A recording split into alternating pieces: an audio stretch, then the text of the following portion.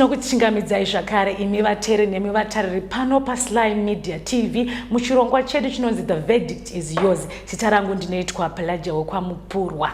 Nhasi uno tiri mudare raMambo Makoni umo mune nyaya inotyisa yekuti unoshamisika kuti zvinozosvika sei ipapo kuti ambuya vari kuti ivo mukwasha ava kuvapumha uroyi achiti ndivo vakadya mwana womusikana anova mudzimai wake. Regai tipinde mudare tinzwe zvisere.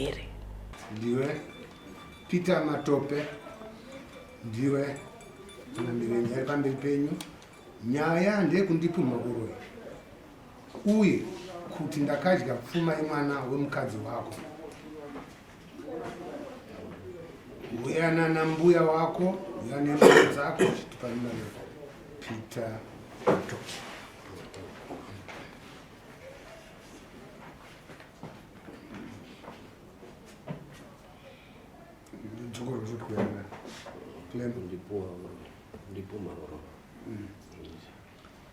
Nyaya ndekundipumha uroyi kuti ndakadya pfuma yemwana wako wemukadzi wako. Uyana nambuya. Taura tinzwe Laina kuti vanga kupumha ipapi zvanga zvaita sei? Munongoti mambo chete. Munokama here ipapa? Mukwasha. Mukwasha, kurora mwana wenyu. Mwana ini ndiri mubereko kurera asi nyakutumbura akandisiyira vana asi sipo. Saka ndimi mai.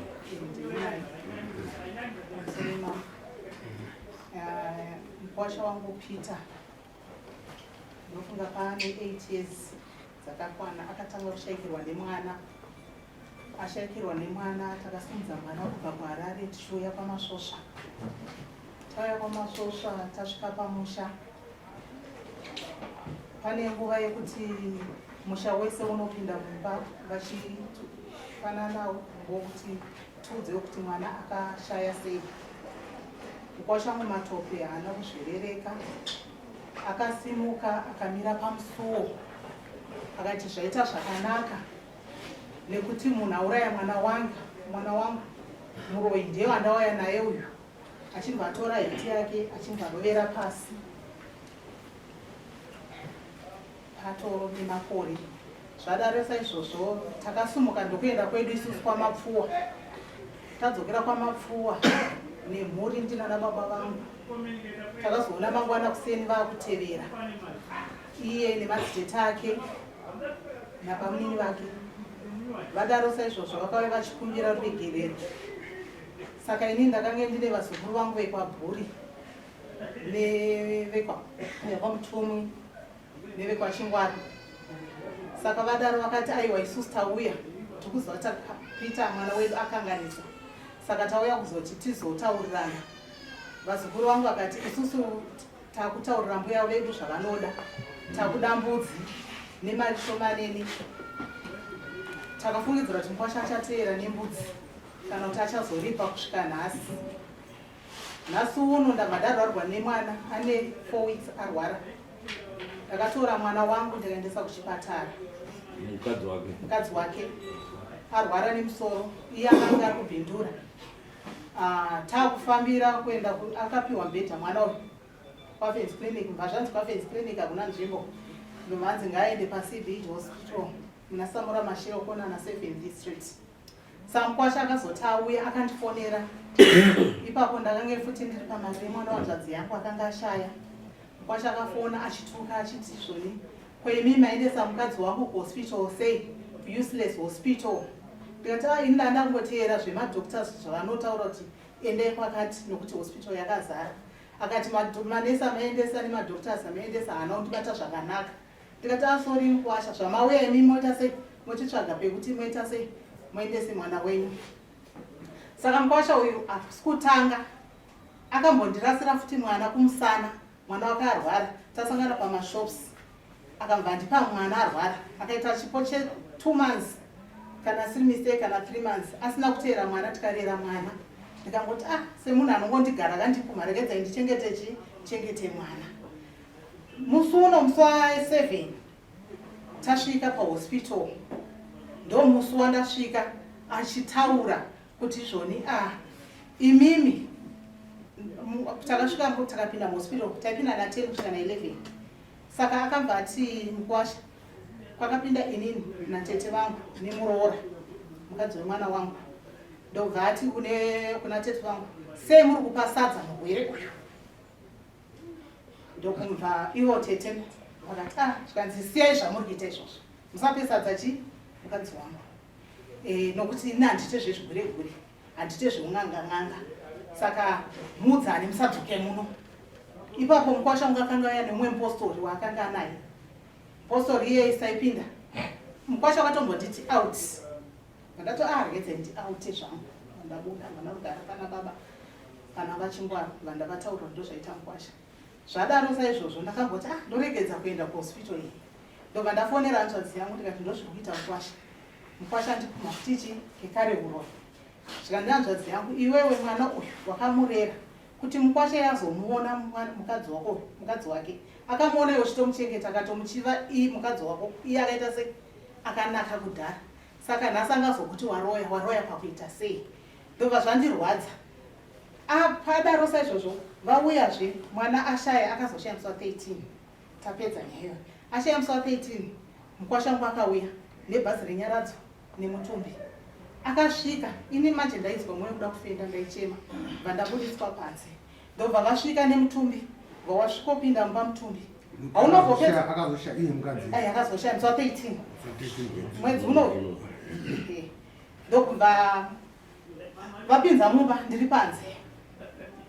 Mukwasha hana undoona kuti ndakagara panze pandabatwa bhozi ndaidzwa kufenda bhozi ndiri mafitsi saka ndaidzwa kuda kufenda vandabudiswa panze. Vakangopinza bhokisi remwana harina kupedza 10 minutes vauri budisa vanhu vakonzi bonai botfing nemukwasha ndini tikubhadhara nyaradzo izvozvi 30 minutes in time ndofanira kunge ndatosunga panapa kuenda kwamasvosva nemutumbi. Indasumuka manje ndakuenda ndakaona bhokisi mumba musisina. Mukwasha kupopota ane muzukuru wake akanga ane tindi futa zvikanzi nemukwasha bhazi rineiri harisi kuzopinda vanhu kwachingwara riri kupinda vanhu kwamashunyi nevanhu vekupi vekwamatopi. Saka pakazoita muzukuru wake umwe akanga ane tindi mukadzi zvikanzi vanhu kwachingwara imbwa dzisina muswe chichichi mutumbi wakatomira bhazi rakatomira panze. Ndopandakaonota kwana vachandu vakanganisira chii mwana vakanditorera tiri kuhospital ndachichengeta mwana wake ndochengeta mwana wake ndadzimoni yake ndochengeta mwana wake ndogara naye. Saka ndakambodaona kuti zvavari kuita izvazvirei. Saka akazotaura muromo wekuti munhu akangoya zvekumhanya-mhanya ndikumutema nedenga. Mukwasha wangu nenzeve dzangu ndiri kunzwa ana tete vangu vari kunzwa chiita chevanhu chiri kuita sei chiri kunzwa. Ndopandakati ndichaenda kumusha inini chanotemwa nendemo kana kuti ndichanoitwa zvandakamboitwa pamwana wekutanga kuti muroyi uyazve. Saka ini bheta ndisari ndobva ndaona kuti zviri nani ndiwezomang'ara nyaya yangu kupi kumatare ndichenurwe nemukwasha wangu nokuti mukwasha wangu pamwe pane paakanzwa akandibata kuti inini ndiri muroyi. Asi mukadzi vana mai vevana vasati vashaya vakauya vakandisiyira vana vari vadiki kudai vachiri kutoitira tsvina mabhuku. Nhasi vakura vana tositanga kuroya vana vakura vemurume. Inini nemukadzi wotaiwadzana zvakanaka. Mwana wake ndaifambidzana naye akaindisika kana paakarwara nemusoro akauya kwandiri mai ndarwara ndikandochifonera baba zvikanzi mama handei kuchipatara musoro wangu waita sei warwara. Mukadzi wake akashayika nekuda kwemeningitis plus I think akange adefaulta matablets because madoctors akazotipa tsamba yekuti muri kuona zvashayisa mwana wenyu inyaya idzi but mukwasha wedu uyu akanga asingaita sei asingatiputire pachena isu sevabereki. Ndo zvakaitika pana matope ava kusvika ndizouya kuzomang'ara kuno kudai ndonyaya yangu yandauya nayo kuti mukwasha wangu andichenurwe. Saka munoda kuripwa chii kuti abva aziwe zvibva zvabve pamuromo penyu? Inini ndingatoti mukwasha wekutoti ndichenurane naye ndatanga ndipa mari dzangu dzese dzandaibhadhara muhospital because ainyepera hama dzake achiti ari kubhadhara mari ari ega yeti isusu taitobvisawo mari ndichi haya motikari yaitokwirawo iyi tichienda kuchipatara kunoona mwana wangu. Imari Yese pamwe chete reta $430. $430. Ehe.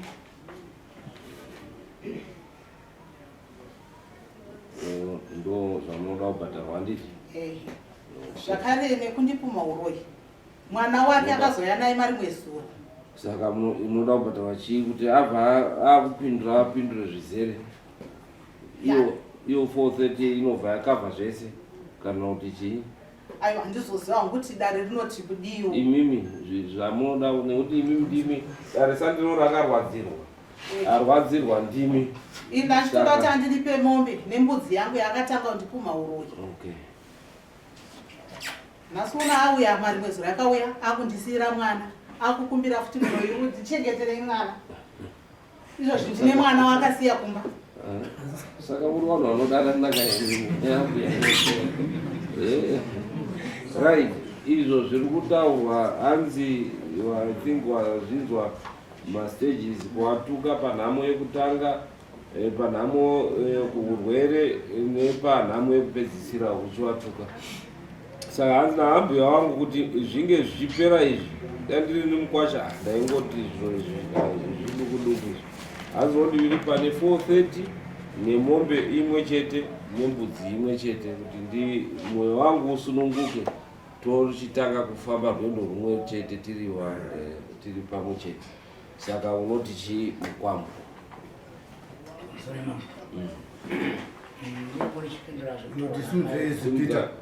Wadare wada unzwa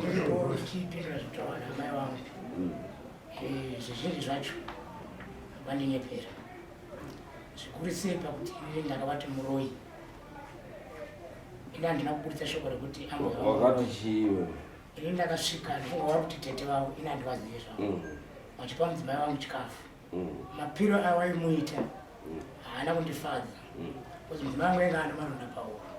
Ndazi kushama kweke kwakunidzi aive munhu wekunyengetedza but iwe waiti wakatora sipuni woita zvekumupfonyekedza, tora sipuni omupfonyekedza, tora sipuni akata katatu matama ozara munhu haasi kumedza. Akakosora akaridza pandakabvunza kuti mapiro ridziya muri kuita chikafu mudzimai wangu uda kuuraya here? Hazvina kuti handina kuzvifara nazvo zvinani kuti muregedze zvinhu. Inga ane munhu ane vanhu vangasisomupa chikafu mazuva ese imazofarira kumupa nhasi sei? Hakudai ndipanze inimi handiti kuita sei handikuona ifuti munhu ndo mashoko andakataura ari echi mashoko iyayo wadare mazuva mashoko akataura anoichei hazvina kusiyana nezvatotaurwa nanga atori mashoko ekuti tingapedzerwe nguva nababa wachitaurira wegawo kuti ndakatopfuma kuti kudai panze muda kuuraya waona kakupinza kwakuda kushatirwa kungopinzawo hawasi mwoyo wavo wokuti ndikuurayirwa mukadzi wake watoupokana. Saka wasapedzera hawo dare nguva ndawatotenga mai avo wati hawarida mombe imwe chete yaivonge wari wanaambuya wamwe chaivo chaivo waitoda nhatu chaidzo nekuti kupumana. Iye zvinova kuti uroi wacho ari kukuroyera futi waakumupa futi mwana kuti andofuuraya futi. Mwana wako achandofidha sei manje? pamusoro chakano mwana agara ndokwaanogara vamai vacho varwapei ini ndinogara musango nebasa ndinotouya dzimwe nguva nditomuona anenge ari kwambuya wacho Ari kwambuya wacho ndokwaagara vanotogara. Saka ndakadzosera mwana kwaanoita sei kwaanogara. aiwa zvino zvatiuti iwewe uchiona wari kuita wachifidha mukadzi wako zviri rafu zvekuda kuuraya kumwana wako unofunga kuti wari kuita sei? Ndo mubvunzo wangu. Pamusoro changamira ava havasiriwo waifidha mudzimai wangu wavari kuti tete wavo wacho ndo waifidha mudzimai wangu. Saka ava havangambotadzi kufidha mwana wangu iye wakatanga kufidha mukadzi wangu ari mudiki zvikasvika ipapo, asi wavari kuti tete wacho ivavo ndo vasina kufara nemafidhiro. Ndo muroi iye handina kuvati muroi pa ndava kuti mukuda kuuraya here handina kuti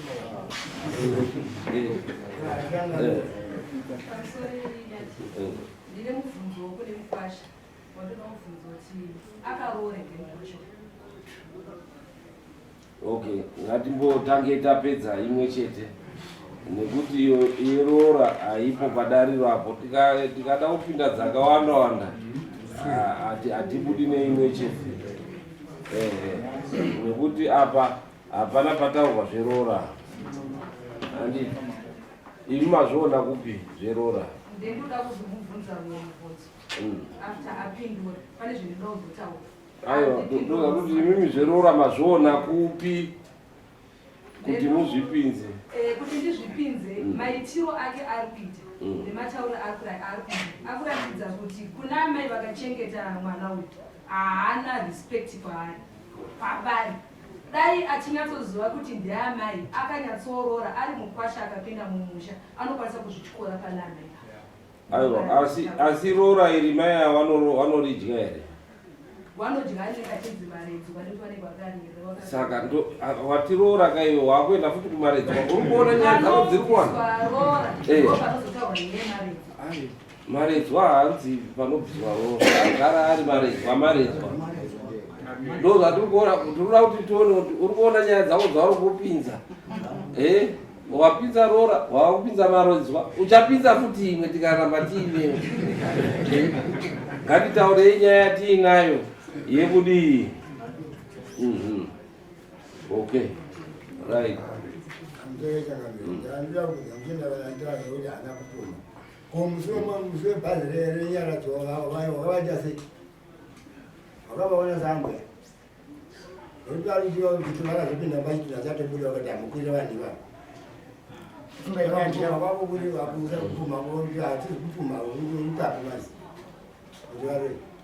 Zvirutaurwa naishe varikutaura kuti wataura incident 1 kana kuti chiitiko chimwe chete, asi wakataura zviitiko zvakawanda zvawakawapumha. Ndo zvaari kubvunza ishe kuti ko zvimwe zviitiko izvo unoti chiinazvo zvekuwapumha. Apa tazviona kuti wakapumha nekuti ava ndo wanga waina tete. Kana wakaona tete wachimbonyengedza iwo wakanyarara, it means kuti wanga waine rimwe uchibva wadzinga nechikonzero ichocho. Handiti?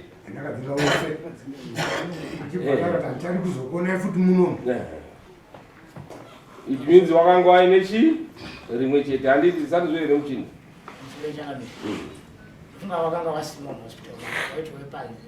But wati ingamvuta kuti wakasvika wairinywa waina tete. Wakaenda kwasimamanda asvika muina tete. Waruti tete wacho inandivaziva kuti tete. Vakanga vatobuda vari panze. Tete ndoenda kasvika varimo. Ndo wakadzinga. Ndo ndakadzinga ini kwete amai. Ndizvo here kama muri meshe. Tatiri tese patakabuda achida kudaidza hanzvadzi yavo afa. Tivabatsirane Ndo vangu kuti vavapetikapo. Ndo pavakasara chidzinga vachizotaura zvavakataura. Murora mukadzi wemwana wavo aripo anove ambuya wavo.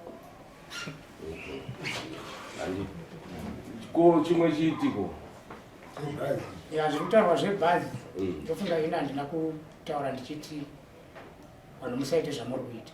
Inenge ndaendapuhwa nguva kunyaradza. Ndakangoti zvanzi 30 minutes bhazi robva rasimuka. Ini handina kutozombomira pabhazi, ndakabva ndangobva ndichibva ndaenda. Vaitonga bhazi vazukuru vangu zvekuti zvinzi panzi vasanzi havana kukwira vanhu vakanyorwa nenhamba kwebhazi rainziratinga 68. Inzwa muchinda. Nhamo handiti yanga iri nhamo yako. Hanenge iri tesi. Anga apirwa ndiani? Inini naambuya vangu. Uri uzvona. Ambuya mukadzi wavo here? Kwete mwana wangu. Saka anenge afirwa ndiani? Mukadzi wangu inini akafa, baba wangu afirwa. Kwete. Ambuya wangu afirwa. Kwete. Konge urutaura kuti takanga tafirwa tese. Anga afirwa ndiani? Ndini. Saka kana zviro zvichinatswa zvichikanganiswa pakufirwa parufu rwemukadzi wako iwewe anonzi akanganisa ndiani? Ndini. Handiti. Saka vanhu vachiti batai imbwa dzenyu. Iwewe waunzwa mashoko areka ari kutaurwa akaipa kunana tezvara wako kuti hapana kwachingwari vanopinda. Iwewe wonyarara, bhazi rosimuka. Anenge ari kuzvitaura izvozvo ndiani? handini ndichitaura asi chiitiko chichakaitika ndisipo ndakaenda tokudawo. Okay. Right. Hande chimwe chiitiko zvakare. Chipa nhamo yekutanga. Yemwana wako yawakapopota uri paTopi. Chipa nhamo yekutanga. Vakanga nditi zvavo ndakavati muroyi. Handina kumbotaura ndichidaro. Wakati chii? Wakabva wangorama wachibva kuda wachienda. Wakati chii? Sina handina kumbobvira ndati muroyi. Wakati chii? Handichaziva zvangu kuti kana dausina kuti muroyi Peter wakamira pamusiwo wabvisa heti vorera pasi. Handina kumira pamusiwo ndakaenda ndakatogara pachigara Asi heti wakabvisa. Heti ndakaenda ndakatobvisa kudara. Pazuva vene vanhu vorera pasi. Wana chichiwari. Heti ndakaenda ndakatobvisa. Vorera pasi. Hazokurera pasi handina kurera pasi. Saka iwe wakataura kuti chii? Haindangoti handina kufara nekufa kwaita mwana wangu. Handina kumboti ambuya wakauraya mwana wangu. Handina kumbodaro. Wakati ndiani? Handina munhu ndakataura zita rake. Kana usina kufaraka ndikuzi uri kutoratidza kuti panhamo ipapo pane chiitiko chinenge chiripo chisina kukufadza maitikira zvakaita. Ndihapi? Ndichavakaramba vakabva vaenda.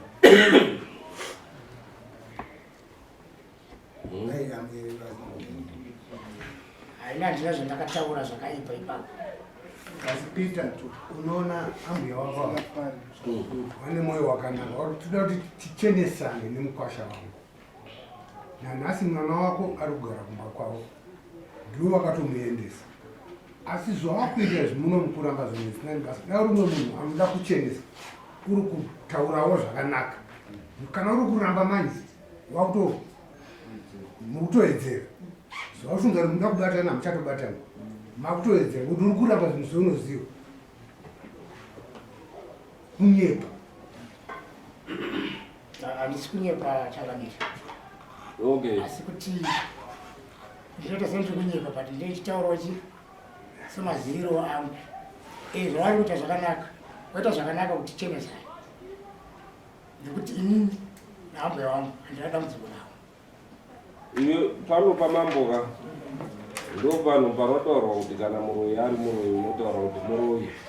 So that pabve pakadii zvakagadzirwa zvakacheneswa.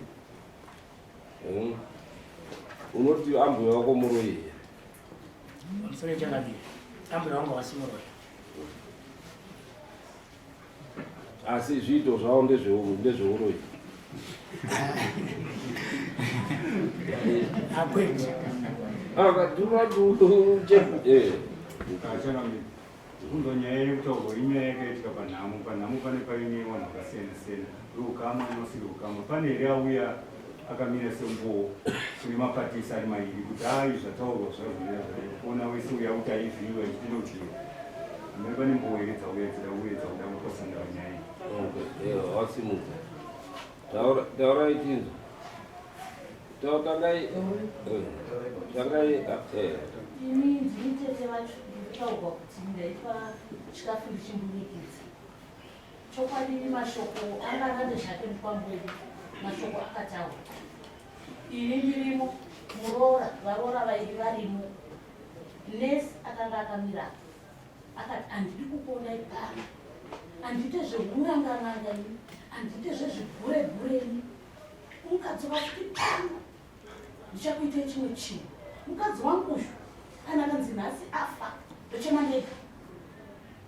ndega urei varoyi ndichibva ndabuda ipapo ndikaenda kuna baba vemukadzi wakafa ndikati sekuru zviri mukati umo zvinopera zvakanaka pano tabatwa uroyi tanzi tiri varoyi pamusoro pekupa mwana tikafana achiita miromo yese yanga yatsvuka mwana watakasiya zovachona miromo yake yakanaka chii zvandaita maronda abuda mukati ndaitokanya nese akamira pakati bhoko musapende maoko kanyai nesipuni ndichitora zvishoma ndichitaura naye ndichimusoka akangosvika nokutatafu ndimani handikoziveimo kasi nguva yese anondoona tichina chipatara nguva yese anondoona ndinambo yake nate zvakavadii zvona sekuru ari kuti kudii ndikati chokwadi uyu mai ndinochona vakanga varipo bhoko vakaenda pane hanzvadzi yake natope uyu vakati tete inzwa ihero kari kutaurwa iro munoti kudii kansiyenini nditoone dzangu dzokutondinetsa Tsienini. Murora akanga asara akanza nemunyin'ina wekuchitungwiza anga asaramo. Aiwa vakapuwa mavhu nemarara. Tezvarakaripo. Yekumushamidzwa yese, yekubvisa kwakaita ita chirovera pasi, anozvitaurira ari pano nenguva. Taurai tezvaro. Kana kusimuka ine marai makasimba pamusoro inini ndirianzadzi amaya pakashaya mwana wokutanga ndaire takatakura bhoti wakuutafana uya kuno kuparusari. Tasvika parusari tine bhoti tatine mapikup 2. Tasvika parusari kumusha kwavo mukicheni ndo matakapinda tagara. Vakuru vavo vakavabvunza kuti titsanangure zvakafamba sei. Uyachema mungwani mumuzukuru wangu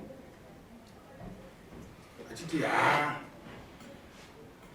amai ava ndovanoziva kufa kwemwana wangu. Ndauya naye amuna anoziva kufa anga akagara tatagara mukicheni mamukavakirwa ndinda ndakagara kuduze nepadhuwa akazvishwa heti akabvisa akawera pasi. Ndauya naye amuna anoziva kufa kwemwana wangu ndomataura vakaita. Tadaro muripo wachingwari panourwa hanzvadzi yangu vakambwa kuti panapa zvina zvinomirira musha atezva torai motikari ino tidhiraivhe tidzoke tigoenda tuende vari padhuze nepadhuze. Takadhiraivha motikari takaenda kwevavo makusena acho vakazoteera kwavo vachiuya zokumbira regero vanhu vagarawo mukicheni indanda rangogara kare kavo vachitaura zvavatakafanisi ndakataura ichangu kwai kubvunzo vataura paya vakumbirana regerero vanozonzi pachazoripwa mbudzi nemari yakataura zvinhu izvi hazvina kuzodzoka. Hanzvadzi vangu ikauya kuti vanhu vanoda sei havana kuuya kuzodzosa kubvisa zvinhu zvakataura kati hamino kuti munofambisa sei ini hangu ndokumara izvi munomwe handizivi kuti munofambisa sei.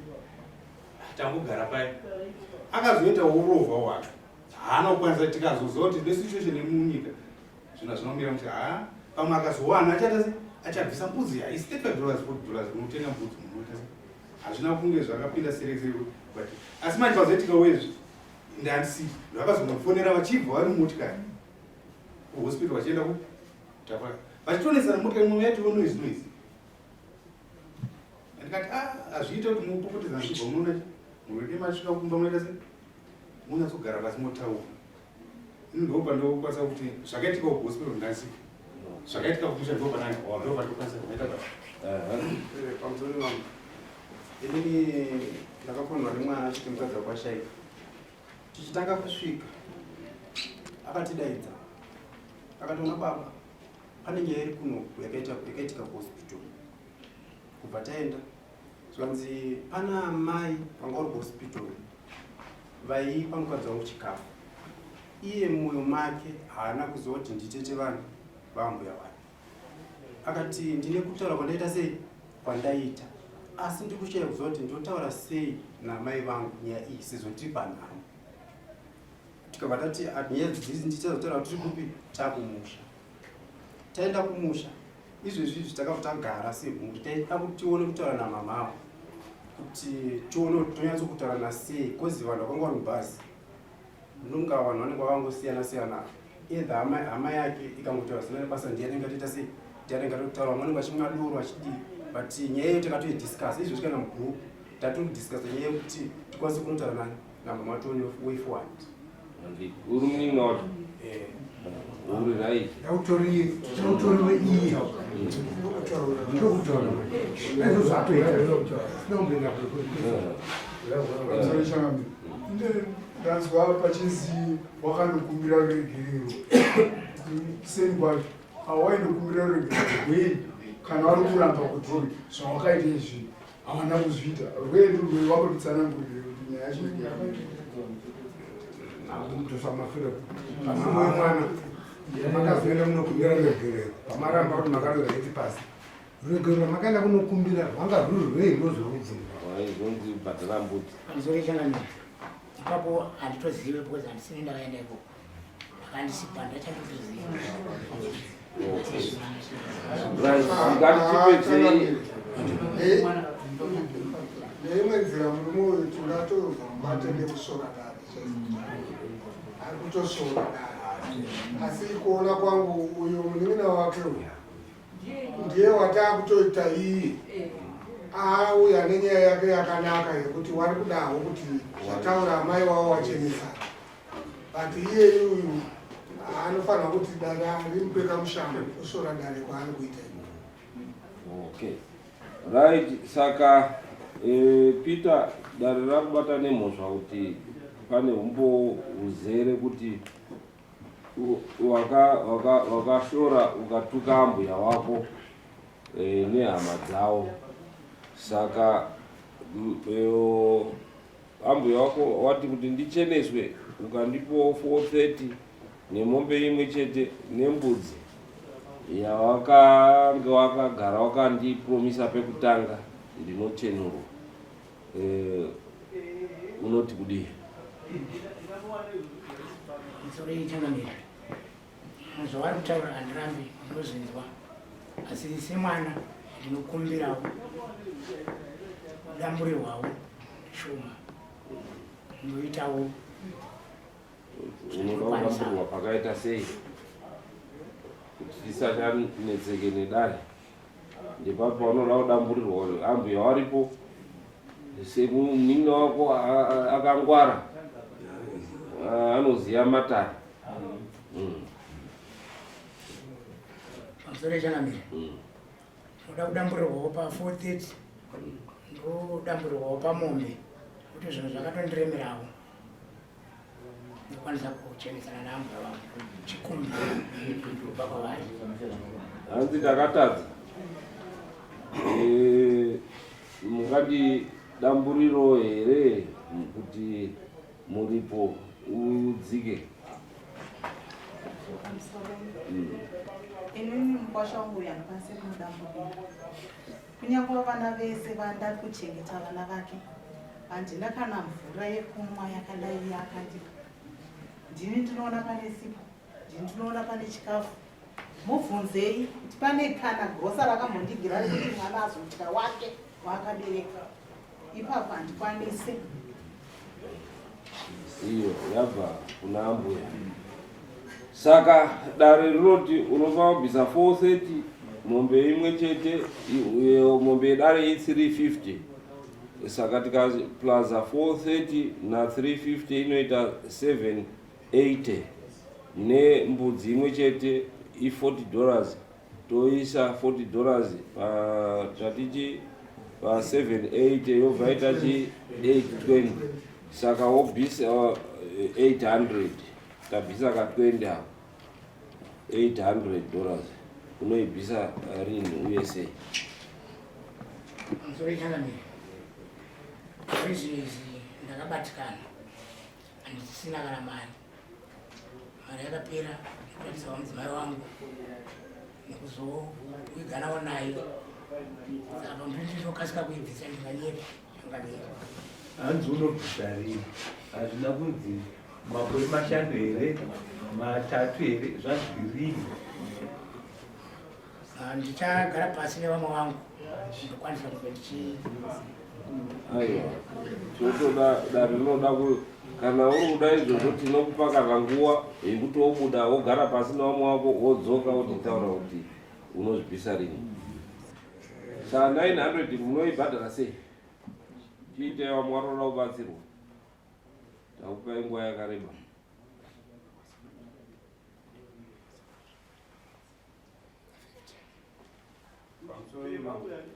Kwanza kuapa $50 kama ishoma.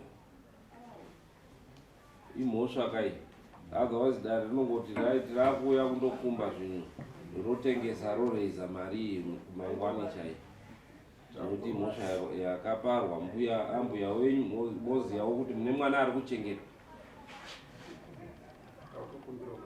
Aiwa, ndozvakuti hazviiti. Right, mobhadhara $200 every month. Mwedzi unovapera. Kupera kwayo next month chii? May 30, 200, wokupedzisira 100. Saka 5 months to pay. Okay. Chisimukai muende.